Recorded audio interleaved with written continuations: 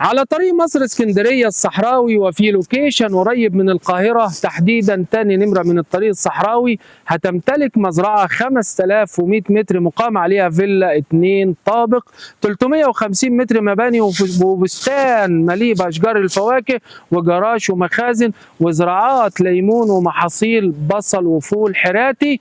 كل ده بسعر ممتاز جدا. محتاج تجهز لها هوتك الجميله وتخبط اللايك وتكمل معايا باقي التفاصيل.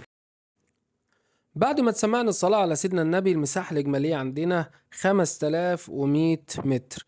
أول ما بتخش من البوابة الرئيسية اللي هي على الشارع الرئيسي اللي هو تاني نمرة من الطريق الصحراوي، بتلاقي جراج يسع لأكتر من 3 عربيات. والفيلا عندنا على مسطح، هي والجراج والسكن الخاص بالسكيورتي الحارس، على مساحة حوالي 1500 متر، وفي مسطح لاندسكيب. ال 1500 متر دول محاطين بسور مستقل عن باقي المزرعة. مساحة الفيلا 350 متر، 2 طابق بإطلالة بحرية مطلة على المزرعة وعلى الزراعات. فيو ريفي جميل جدا.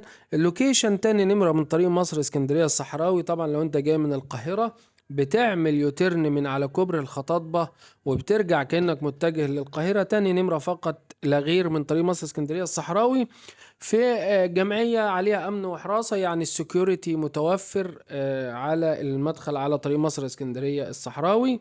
المرافق اللي موجودة عندنا عداد كهرباء من الدولة، في الفيلا موجود عداد كهرباء، مصدر ري من البير، مفهوش ملوحة، 300 جزء من المليون. المالك يعني هو أغلب الوقت مقيم في الفيلا وبيعيش حياة كاملة. المية ممتازة جدا للسيرفس وللشرب، المية مفيش أي خلاف عليها خالص. المزرعة باقي المساحة بتاعة المزرعة مزروعة زراعات ليمون، وبستان صغير كده موجود جنب الفيلا ده مزروع أشجار فواكه مختلفة، ده للأكل والثمار الخاصة بالبيت.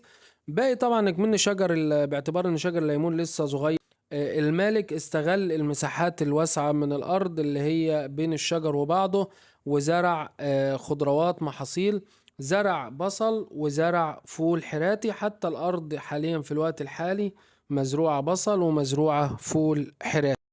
المية طبعا بتيجي للمالك يوم ويوم لا، يعني كل يوم بتيجي لك المية، يوم ويوم لا. الملكية مسجلة شهر عقاري، ملكية نهائية. السعر 4 مليون جنيه سعر نهائي. اللي حابب يعمل معاينة على الطبيعة شرفنا بالاتصال على الأرقام الموجودة، وما تنساش تعمل لايك وتشترك في القناة عشان عروضنا دايما تصلك باستمرار.